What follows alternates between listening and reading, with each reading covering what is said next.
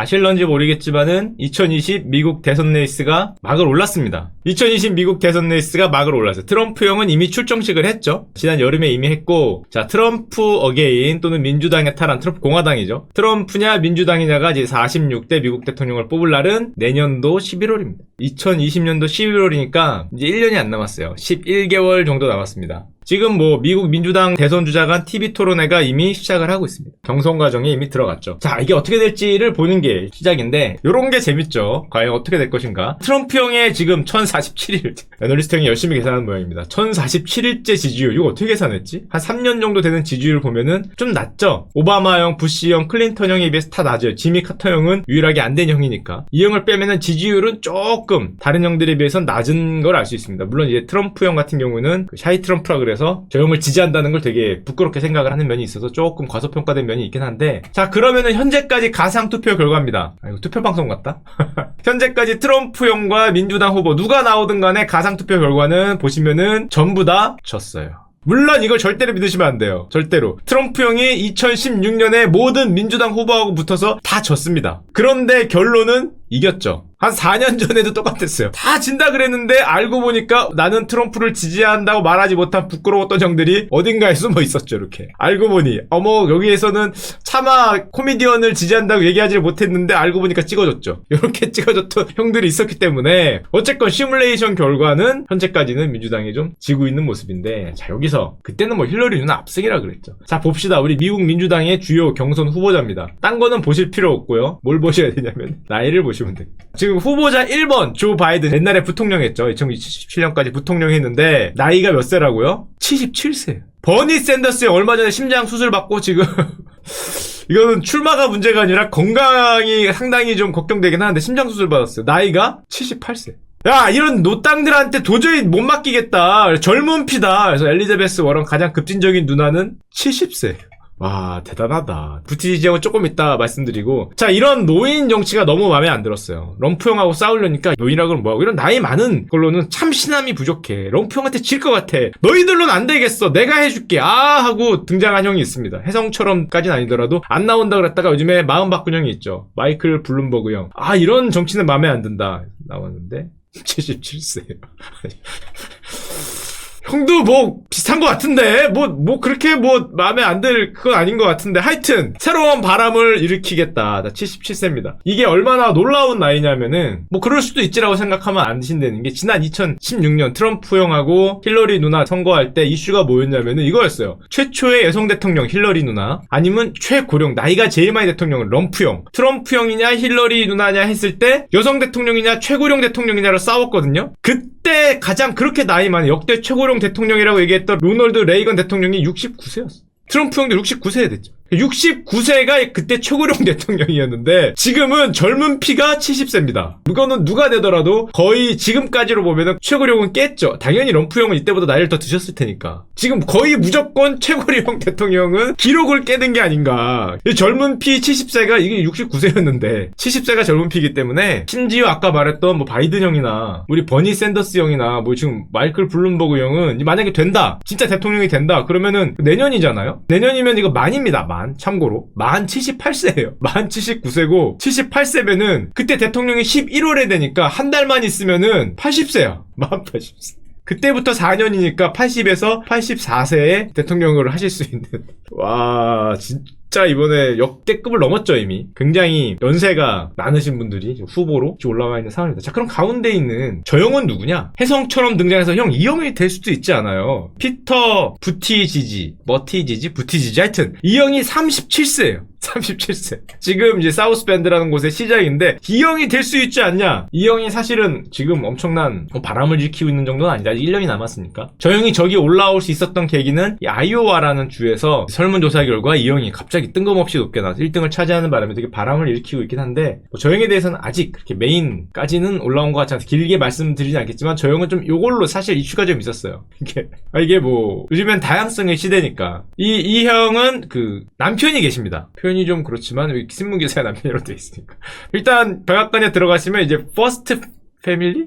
뭐라고 해야 되냐. 버스트 뭐라고 해야 되냐. 하여튼 최고령 대통령이나 역사상 최초의 다양성을 가진 분이 대통령이 되냐 이걸로 하여튼 싸울 수 있어요. 역사상 최초의 타임지 커버에까지 등장했습니다. 이 남편이시라 둘 다 남편이라고 하나 정확히 모르겠다. 하여튼 뭐가 됐던 간에 최초가 될 수 있는 아주 역사적인 대선이 앞에 와 있죠. 자, 그러면은 오늘은 이 형부터 미국 대선 주자 몇 명을 얘기해 봅시다. 아까 전에 나왔죠. 만 77세 너희들의 그 구태의연하고 수구적인 정치를 도저히 볼 수가 없어. 니들은 어차피 트럼프하고 싸우면 안 될 것 같아. 이 형의 출마 이유가 그겁니다. 너희들은 트럼프 형을 엄청 싫어요. 기본적으로 트럼프 형을 엄청 싫어하기 때문에 너희들이 럼프하고 싸우면은 무조건 질 것 같아서 하는 꼴을 보니 안 되겠다라고 일가를 날리면서 이번 미국 대선 정치판에 끼어든 분이 계시는데 그분이 블룸버그입니다. 이게 블룸버그 단말기로 유명하죠. 그 불대리라고 하는데 하나 쓰면은 1년에 한 2,500만 원에서 2,600만 원 정도 들어가는 블룸버그 단말기로 유명한데 재산이 세계 9위예요. 이게 아마 트럼프 아저씨보다 재산이 몇 배래더라? 몇 배래? 제가 알기로 한 20배라는 말이 있었는데 공식적인 건 아니니까 뭐 적게 보는 분도 한 10배 뭐 이렇게 될 겁니다. 트럼프 형 정도는 되게 애교로 봐줄 수 있는 정도의 재산인데 지금 64조 원이 넘었다니까. 마이클 블룸버그 전 뉴욕 시장입니다. 나이가 77세고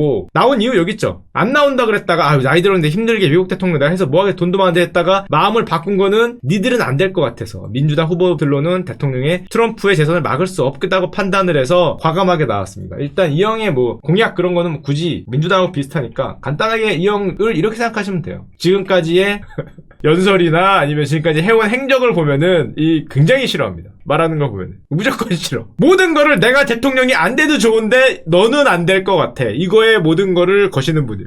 내가 되면 좋고 안 되면 뭐 안 되는 거지만 넌 안 돼. 같이 죽겠다. 얼마나 그 의지가 강하냐면은 이 형이 이 트럼프 몰아내는데 77세니까 어쨌건 마지막 기회인데 그건 중요한 게 아니라 상황이 어찌 되던 내가 되던 말도 중요한 게 아니라 트럼프를 몰아내는 데만 최소 5억 달러 자기 돈이죠. 우리나라 6천억 정도는 과감하게 이번 대선에 넣어줄 생각을 하고 있어요. 너를 안 되게 만들겠다. 내가 되던 말도 중요한 건 아니죠. 그걸 지금 로또로 밀고 나오고 있고 블룸버그 형 잠깐 양력을 보여드리면은 이 형은 저 엄청난 재산에도 불구하고 자수성가했죠. 근데 자수성가라고 여러분들이 자수성가해서 한 600억 달러? 70조 뭐 60조 이 정도 되는 재산을 자수성가로 보면 정말 대단한데 이 형이 사실은 유대인이에요. 러시아 출신 유대인인데 이게 중요한 게 아니라 자수성가를 했다는 게 중요한데 이 자수성가 사연을 읽어보면은 정말 대단한 게 나옵니다. 뭐가 나오냐면은 뭐 하버드대 대학원 나왔어. 그래 좋아. 그래서 직장을 들어갔는데 투자회사 살로만 브라더스 증권사에 들어갔어요. 뭐 아주 크진 않지만 나름 이름 있는 증권사였죠. 살로만 브라더스 증권사에 들어갔는데 문제는 39세에 정리해고가 돼요. 사내 정치로 잘립니다. 근데 퇴직금을 115억을 받았어. 야 이게 자수성가인가? 뭐 트럼프 형도 그랬어요. 자기는 자수성가했다고. 아빠가 얼마 안 줬다고. 그 아빠가 얼마 줬더라? 제가 정확히 기억은 안 나는데 200억인가 주셨죠. 200억인가? 정확히 기억 안 나는데 200억 같은 거 주시면서 너 하고 싶은 거 해봐. 어차피 넌 망할 테니까 뭐 이런 소리를 했는데 나는 이걸로 컸다. 되게 소소한 종잣돈으로 컸다. 이걸로 되게 자랑을 하셨던 기억이 있는데 하여튼 이 형도 자수성가를 했는데 퇴직금 115억이 미천이 됐어요. 정말 미국은 좋은 나라인 것 같다. 무슨 39세에 퇴직을 했는데 115억을 주냐? 하여튼 60조 넘는 이렇게 뭐 만들었으니까 자수성가를 한 건 맞죠. 그럼에도 불구하고 이 형은 사실은 조금 쉽진 않을 거란 내용이 많은데 왜냐하면은 기부왕이기도 하고 트럼프 엄청 까고 뭐 이런 식으로 인지도 높은데 비호감이 높아요. 굉장히 훌륭한 대통령감이긴 한데 민주당 후보가 대선에 나가는 게 문제가 아니라 민주당 후보가 되게 힘들다는 평을 많이 듣는데 그 이유가 이 형이 일단 백인 남자, 나이 많은 분, 돈 엄청난 부자, 유대인, 전형적인 공화당스러운 모습이 있죠. 굉장히. 그러게다가 옛날에 그 뉴욕 시장 했을 때 흑인이라 그러면 안 되고 하여튼 앞으로 아메리칸 형들을 굉장히 많이 감옥에다 넣는 뭐 그런 정책을 많이 했기 때문에 굉장히 욕을 많이 먹어서 비호감이 높아요. 트럼프 형을 내리기 위한 담당 일진인데 저 형의 지지도는 여기 있습니다. 일단 돈으로 바를 게 예상되는 형의 지지도는 여기 있고 이게 민주당 후보 지지율이에요. 지지율 1위는 바이든 형이에요. 바이든 형이 누구냐? 이미지는 이겁니다. 미국에서 이미지. 패밀리맨. 굉장히 가정을 중시하는 패밀리맨의 이미지가 굉장히 강한데 이 형 가족 사진을 제가 왜 갖고 왔는지를 이걸 보면서 바로 눈치챌 정도면은 있으신 분이에요. 정치에 대해 관심이 많으신 분이야. 이 가족 사진을 왜 가져왔을까? 바이든 형의 최대 약점 중에 하나라고 불리는 게 이 가족 사진에 있습니다. 자, 요 분이 첫째 아들이고요. 요 분이 둘째 아들입니다. 아들을 굉장히 사랑했어요. 문제는 첫째 아들이 일찍 죽었어요. 암에 걸려서. 일찍 죽었는데 요분이 와이프셨고요. 요분이 둘째 와이프셨는데 둘이 멀어졌어요. 별거를 합니다. 근데 형이 죽었어. 그러니까 이걸 이렇게 자꾸 미국은 이런 걸 해서 방송하기 힘들게 만들지? 이렇게 형을 이렇게 돌아가신 걸 이렇게 달래 드리다가 이렇게 이 사랑의 짝대기가 이렇게 방향이 조금 그렇긴 하지만 하여튼 이렇게 좋은 사랑했는데 우리 바이든 형이 그걸 응원했어요. 자, 바이든 잡는 헌터라고 표현됐는데 차남 헌터인데요. 바이든 형은 굉장히 1972년부터 지금까지 정치를 해왔으니까 엄청나게 오래 정치를 해온 형이고 굉장히 탄탄하죠. 미국 현대사의 최연소 상원 의원이고 그랬는데 부인이 차 사고로 돌아가시고 딸이 돌아가시고 부인도 돌아가시고 두 아들도 중상을 입어서 아들을 굉장히 위하고 부인을 굉장히 위하는 모습을 보이면서 패밀리맨 바이든이 탄생을 했는데 문제는 첫째 아들이 돌아가시면서 좀 희한한 일이 발생됐는데 우리로서는 조금 이해하기 힘들지만 여기 아메리칸 사고방식으로 봅시다. 아메리칸 사고방식으로는 지금 둘째 아들이 이렇게 위로해주다가 빠져요. 그럴 수 어쨌건 피가 섞인 건 아니니까 그럴 수 있겠다라고 싶은데 내가 어려운 시기에 서로에 대한 사랑과 지지를 발견한 게 행운이다라고 인터뷰까지 합니다. 바이든 부통령이었죠. 그때는 부통령이 참 이해하기 힘들지만 하여튼 거기서도 이렇게 뭐라 얘기했냐면은 둘 사이의 규제를 환영합니다. 큰 슬픔을 딛고 함께 삶을 준비하는 과정에서 서로를 발견하게 된 것을 다행으로 여긴다. 나의 아내는 그들을 전폭 지지한다 하면서 그래서 하여튼 둘째가 조금 아메리칸 사고방식으로도 조금 이해하기 쉽지 않은 이게 좀 아무리 미국이 좀 자유롭다 그래도 조금 이해하기 쉽지 않기 때문에 이제 막장이다 이런 거 불리면서 게다가 이 아들이 굉장히 스캔들이 많아요. 마약 같은 것도 스캔들이 있고 해외에 무슨 로비스트로 또 큽니다. 또 로비스트가 되니까 로비스트 스캔들도 있고 어디 무슨 해외 쪽 스캔들도 있고 스캔들이 굉장히 많아서 이 둘째 아들이 일단 그 발목을 잡고 있는 그런 상황이고 자 그러면은 누가 이기고 있냐? 결론적으로는 현재까지는 워렌과 샌더스 아까 70세, 78세 이 콤비 누님 형님들은 일단 꺾이고 있고요. 바이든이 대표적인 중도형이죠. 바이든과 이 부티지 지형은 아마 쉽진 않을 것 같은데 바이든 형이 좀 올라가면서 지금 굉장히 혼전이죠. 민주당 저거는 굉장히 혼전입니다. 그런데 이 얘기를 왜 드리냐? 사실은 이 얘기를 드리고 싶어 그런 겁니다. 딴 건 필요 없고 이게 지금 공약인데요. 중도파도 그렇고 급지파도 그렇고 공약에 1번에서 싸우는 게 있어요. 서로 공화당도 이게 1번으로 싸우고 있어요. 이번 미국 대선의 어떻게 보면 최대 이슈 중에 하나입니다. 공약으로는. 뭘까요?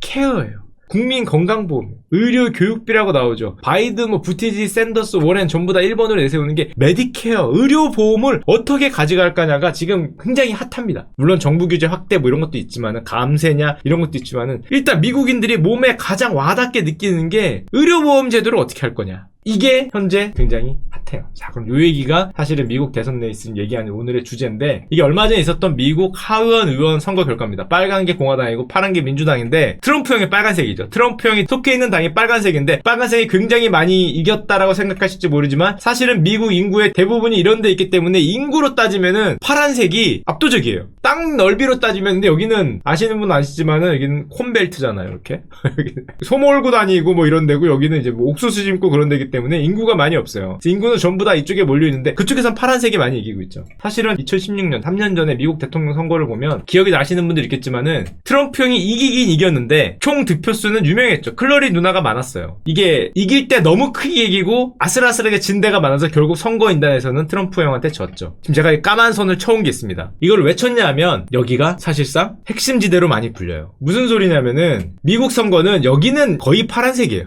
여기도 거의 파란색입니다. 여기는 거의 빨간색이에요. 움직일 일이 별로 없어요. 우리로 치면은 이 지역 감정 얘기해서 하지만은 얘는 움직일 일이 없어요. 경합이 어디냐면은 딱 파란색과 빨간색의 중간에 있는 요 지역들입니다. 왜냐하면은 나뉘어 있거든. 이쪽은 파란색, 이 중앙은 빨간색. 웬만하면 안 움직여요. 이 끝은 파란색이에요. 여기까지는 좋아. 다 좋은데 경합이 있어요. 그게 보통 이 안에 있어요. 저 노란색 라인이 상당히 애매한데요. 컨실베니아, 오하이오, 노스캐롤라이나, 플로리다 나오는 데가 여기가 사람들의 그 마음이 왔다 갔다 하시는 곳입니다. 여기가 누굴 택해주냐가 이제 보통 승부를 결정짓죠. 이 경합주예요. 요 까맣게 친 데가 보시면은 트럼프 형이 전부 이겼잖아요. 2016년 대선 펜실베니아, 오하이오, 사우스캐롤라이나, 플로리다에서 트럼프 형이 전부 다 이기면서 사실상 미국 대통령을 가져갔죠. 그래서 올해도 여기가 어김없이 승부처가 될 텐데 자 그러면은 오른쪽 2016년이고 그리고 왼쪽은 2018년 하원 결과를 보면은 요 중앙에 있는 요 라인들 여기거든요. 대충 요 경합 라인들이 빨간색이냐 파란색이냐가 엄청 중요한. 여기 보시면은 여기 펜실베니아 쪽은 빨겠죠.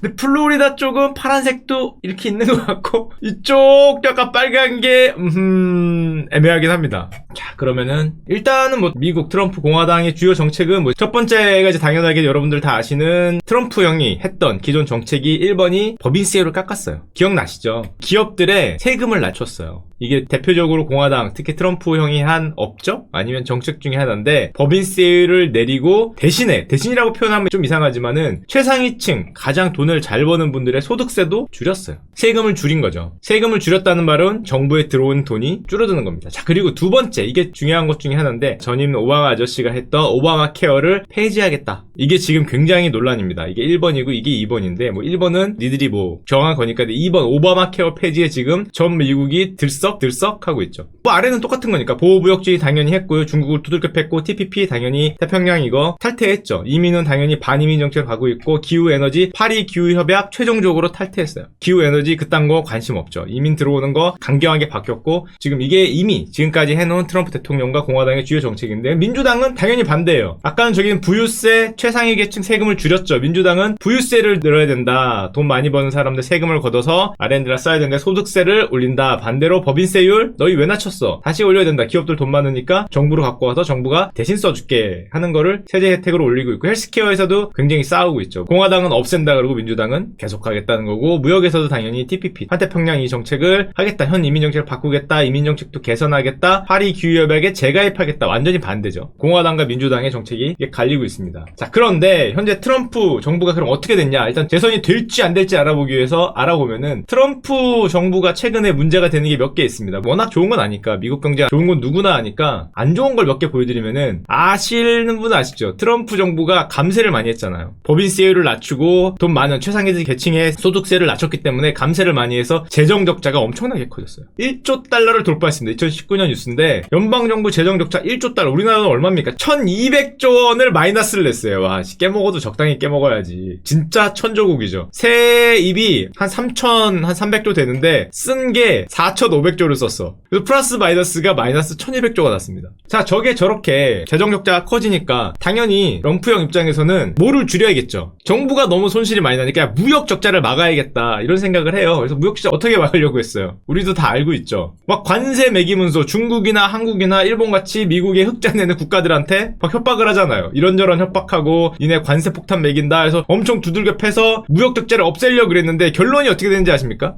그래, 아베 형한테 옥수수 사가라 그러고 우리나라에도 뭐 가스 사가라 그러고 미국한테 무역 적자를 너무 많이 안기지 말라라고 열심히 얘기했는데 결론은 역대급 무역 적자가 났어요. 무역 적자를 줄이려고 관세 폭탄을 열심히 매겼는데 결론은 무역 적자가 너무 커졌어요. 나오죠. 2017년보다 더 심해졌고 일부 항목 적자폭은 미국 역사상 최고를 기록합니다. 건국 243년 역사에서 최고 기록을 찍었습니다.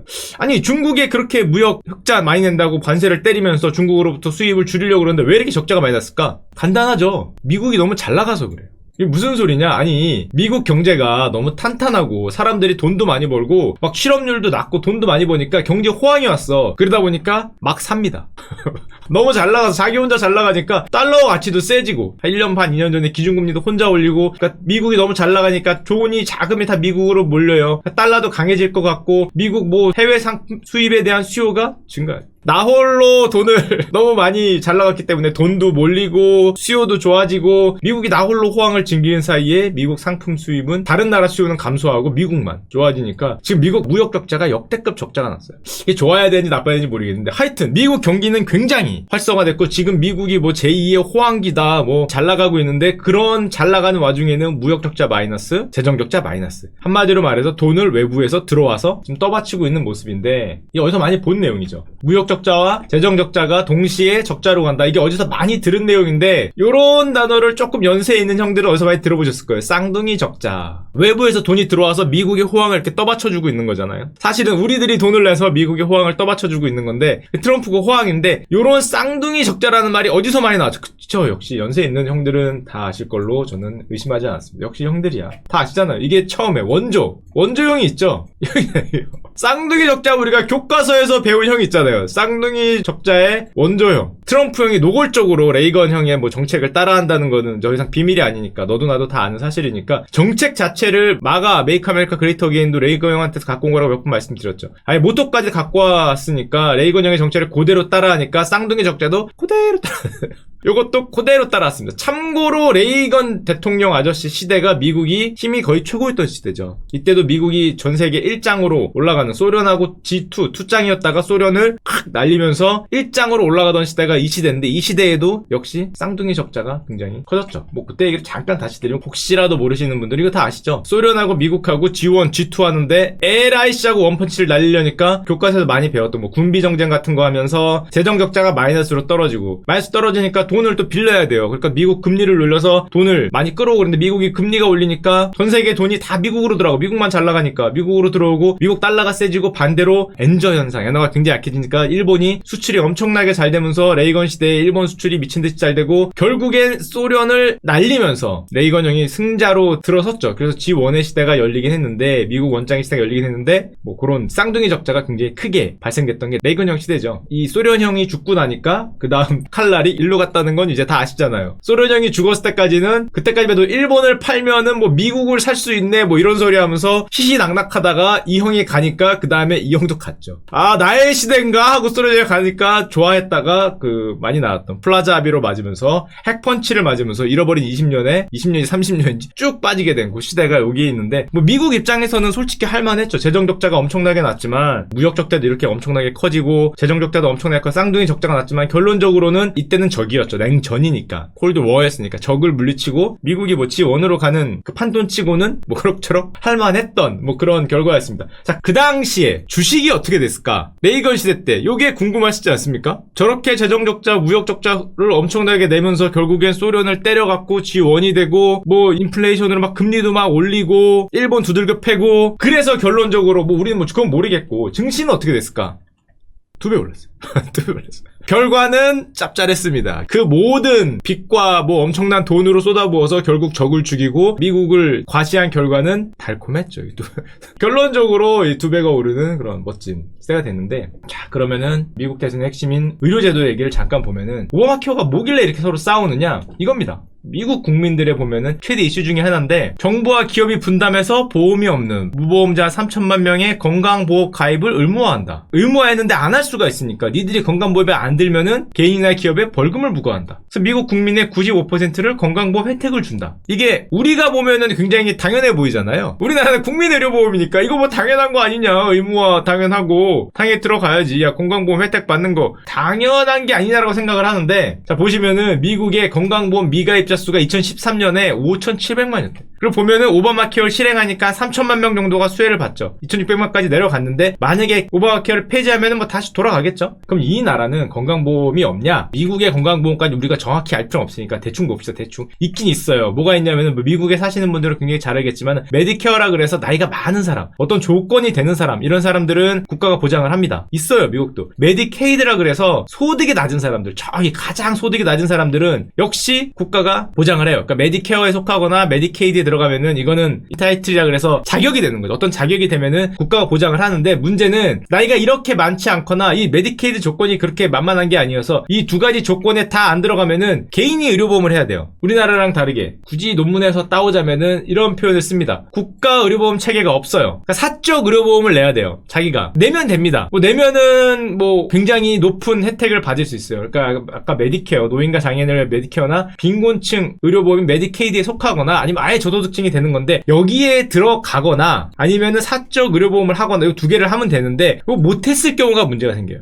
아예 최하층이거나 아니면 중간층 이상이면은 문제가 안 되는데 거기 사이에 있는 애매하게 껴있는 사람들이 문제가 생깁니다. 이게 미국은 의료보험이 없으면은 거의 헬인데요. 자 그럼 봅시다. 왜 이게 오바마 케어가 법에 위배나 이런 소리를 나오냐면은 일단 오바마 케어의 주요 골자를 보시면 아까 나왔지만은 이제 의료보험 의무화, 적용대상 확대, 보조금 제공, 뭐 차별금지 이런 건데 이게 자유를 제한한다고 말을 해요. 공화당에서는. 무슨 자유를 제한하냐? 나는 의료보험을 들기 싫은데 안 들면은 벌금을 내야 되잖아. 개인의 자유를 제한한다는 거예요. 보험사도 어떤 애를 가입자를 받을 수도 있고 자기가 보기에는 가입을 안 될 것 같으면 안 받을 수도 있는데 차별 없이 보험을 받아야 되거든요. 그러니까 이것도 보험사의 자유를 제한한다는 거예요. 왜 벌금을 징수하느냐 뭐 이런 거에 많이 걸립니다. 게다가 이게 지금 이 차상위 계층 아까 전에 가운데 있는 중간 계층은 좋지만은 지금 개인 의료보험을 들고 있는 중상위층을 생각해보면은 요 아래를 커버하기 위해서 내 의료비 부담 내 보험금은 더 올라갑니다. 당연하죠. 지금까지는 의료보험이 안 되는 이 부분을 커버하기 위해서 내가 의료보험을 내던 내가 세금을 내던 그 돈을 여기를 커버쳐야 되니까 미국의 중상위 계층들의 자기 부담이 더 올라갑니다. 보험사도 싫어하죠. 왜냐하면 차별 금지로 해서 무조건 받아야 되는 데다가 비용이 엄청나게 증가할 거예요. 그러니까 보험사도 싫어하고 미국이 어떻게 보면은 뼈대를 이루고 있는 중상위층들은 또 그렇게 뭐 좋아하지 않는 어떻게 보면은 그런 의료보험 제도가 되는데 트럼프 형은 그러면 정책이 있냐? 트럼프 형은 있죠. 정확히 반대예요. 뭐가 반대냐? 지출을 감소해야 된다. 개인의 책임을 강화해야 된다. 개인 의료보험을 들라는 거죠.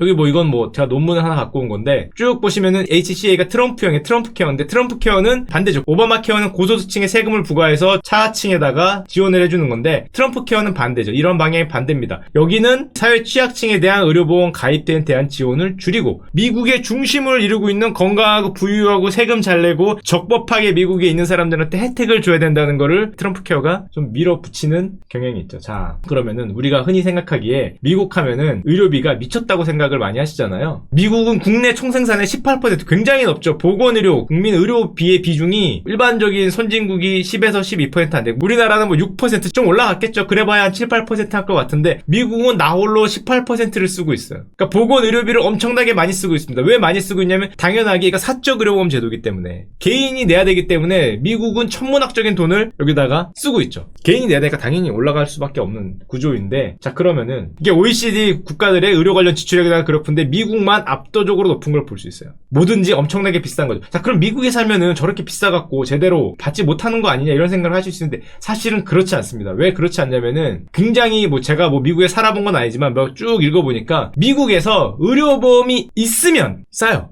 의료보험이 있으면 할만해요. 제가 몇 가지 글이나 레포트, 논문 뭐 사람들이 갔다 온 거 읽어봤는데 의료보험이 있으면 사실상 입장권이 있다라는 표현을 썼는데 있으면 할만해요. 없으면 죽는 겁니다. 없으면 죽는 거예요. 있어야 돼. 이게 지금 여러 가지 의료보험 설명이 쫙 있는데 게다가 미국 의료보험도 독특해서 공제금액이라는 게 있어요. 예를 들면 200만 원으로 설정이 돼 있으면은 0에서 200만 원까지는 자기가 냅니다. 200을 넘어가는 순간부터 뭐 80%, 90% 깎아주거든요. 그러니까 예를 들면은 내가 연말에 190만 원이 됐어. 아니면 210만 원이 됐어. 그러면은 연말에 그동안 갈 병원을 다 가요. 1년 단위로 1셋이 되거든. 이 공제 금액을 넘었다 싶으면 그때 갈 수 있는 병원을 다 갑니다. 그때부터는 할인율이 크기 때문에. 이거 안 넘을 때 연초에 가서 이걸 못 넘으면 무조건 자기 돈을 내야 하기 때문에 공제 금액을 넘는 의료 쇼핑이 있는 게 미국인데 이건 뭐 딴 얘기고 하여튼 입장권이 없으면은 거의 죽는 거예요. 있으면 돼요, 있으면. 간단하게 있으면 되는데, 나왔죠. 공제금액을 리셋되기 전에 그동안 밀렸던 병원이나 수술을 마구 잡습니다. 그게 이제 공제금액 러시라고 그러는데, 11월, 12월에 막 시작이 되겠죠. 그리고, 이거 진짜냐? 놀라운 거는 병원비가 네고시에이션, 흥정이 된답니다. 병원비를 깎는 게 너무 당연한 일이다. 그래? 흥정 잘해야겠네. 영어 못하면 힘드는구나. 하여튼 흥정이 된답니다. 만약에 정말 정규적인 자기 개인의 의료보험이 좋은 게 있다. 그러면은 굉장히 싸요. 보시면 알겠지만, 출산 직후에 엄청난 숫자가 적힌 병원비 청구서 무려 4만 달러가 찍혀 있었는데 HMO 플랜 개인 의료보험이 들고 있으면은 자가 부담 비용은 500달러 60만 원. 그러니까 의료보험이 있으면은 자가 부담 비용이 엄청나게 줄죠. 근데 이쪽 의료보험에 커버를 하다 보니까 아까 전에 미국 같은 경우는 GDP의 뭐 16%를 건강보험 의료보험에 쓴다 보건에 쓴다 이렇게 혼자서 나머지 국가들은 다 여기 있는데 혼자서 의료보험 그러니까 보건에 관련된 비용이 높은 게 다 이런 거예요. 4만 달러를 여기에 계산을 하면 이만해지는 거예요. 보험이 있으면 500달러예요. 그러니까 의료보험이 차지하는 그 시장이 무지막지하게 크다는 걸 알 수 있죠. 있으면 개요. 있으면. 근데 만약에 없으면 HM 플랜 같은 자기의 개인 의료보험이 없어. 그러면 4만 달러. 그러면 4,400만 원을 내야 돼요. 이게 어떻게 보면 의료보험이라는 게 아까 표현이 정확한데 병원의 입장권 굉장히 비슷하죠. 그러니까 있으면 돼요. 정규 이런 어떤 미국의 그 안에 포함이 돼 있으면은 그러니까 이 시장이 얼마나 크냐. 이 글 쓰신 분은 합리적이라고 그랬는데 악명이 높았지만 가보니까 합리적이다. 왜냐하면 나는 돈에 의료보험이 있기 때문에 합리적으로 싼 거를 받았죠. 근데 의료보험이 없다면은 차디찬 자본주의의 논리에 그냥 갖다 들이박을 수 있는데 어쨌건 본인 부담 상하에 있기 때문에 생각보다 의료보험이 있으면은 병원비 부담이 별로 없더라. 나름대로 할만해. 하지만은 이 아까 4만 불 중에서 우린 60만 원이었으면 누군가 3,960만 원을 부담을 했을 텐데 그걸 아까 전에 보험료로 부담을 했기 때문에 이걸 다 계산해 봤을 때 이 어마어마하게 거대한 의료 시장이 영국이나 프랑스의 GDP를 넘어요. 이게 이제 보험사가 부담하고 병원에 주고 하는 이런 시장이 영국이나 프랑스의 GDP를 넘을 정도로 어마어마한 시장이 되는 거예요. 민영 의료보험 회사들의 시장이 되는 거예요. 자, 근데 여기에서 가장 큰 미국의 특징이, 특히 최근의 특징이 나오는데 이 표현, 입장권이라는 표현. 어떻게 보면 미국의 주류 사회, 미국이 만들어놓은 제도에 입장을 하면은 사실은 별 문제가 없어요. 근데 입장을 못할 경우에는 요즘에는 굉장히 큰 문제가 생기고 있습니다. 아까도 나왔지만은 미국의 의료보험이 없는 사람이 오바마 케어 이전에 거의 5천만 명이었잖아요. 4천만 명이 넘는 사람들이 보험 없이 살았다는 거는 사실상 작은 병 외에 큰 병으로는 그냥 간다는 거예요. 제도권 안에 들어왔을 때는 철저하게 보호를 해주는데 이걸 넘어가는 순간에는 말 그대로 차디찬 이성이 작동을 해요. 그러니까 오바마 대통령이나 뭐 버니 샌더스 이런 형들은 이런 것까지 포함을 해야 된다. 이 사람들도 미국인이다. 아메리칸들이니까 다 포함을 해서 어떻게 보면은 이렇게 한 사회 공동체를 이뤄야 된다고 얘기를 하는데 공화당이나 트럼프 대통령 생각은 그게 아니죠. 갈라야 된다는 거예요. 우리의 제도권에 들어와 있는 사람과 제도권에 들어와 있지 않은 사람들은 엄연히 다르다. 그거를 흔히 말하는 용어로 좀 표현하면은 미국식 이성인데 이런 표현을 했어요. 인타이틀. 자격이 있어요. 우리가 미국인이라고 얘기할 수 있는 그 자격, 의료보험이 있고 세금을 잘 내고 뭐 시민권이 있고 이런 인타이틀이 돼 있으면 굉장히 보장이 잘 되는데 이게 안 될 경우에는 뭐 굉장히 문제가 커지는데 왜냐하면 대표적으로 그런 생각을 가진 분이 트럼프 형이잖아요. 이겁니다. 대표적인 현상이. 트럼프 아저씨가 요즘에 폐지를 외치는 정책이 하나 있어요. 2019년 11월인데 굉장히 뜨겁습니다. 닥합니다. 이게 뭔지 아세요?